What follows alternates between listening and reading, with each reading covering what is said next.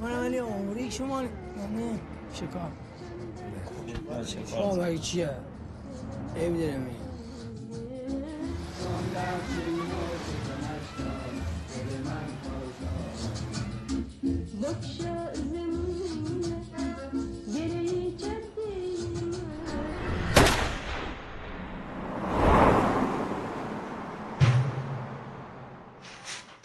سبا خبری نداری؟ نه.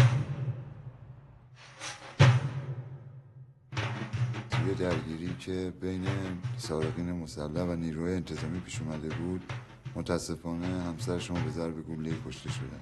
احتمالش میره این همون دختر بچه شما باشه. کی کشته اینو؟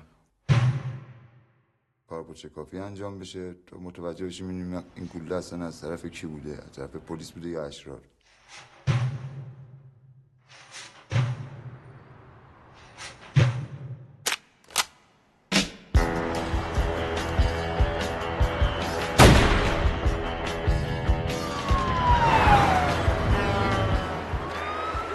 ها؟ اگه مملکت صاحب نداره قانون نداره.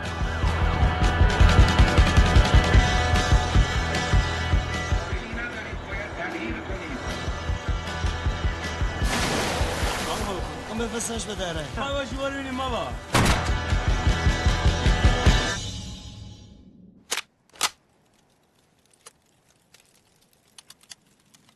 به این لباس من نگاه نکنم. منم مثل تو یه آدمم.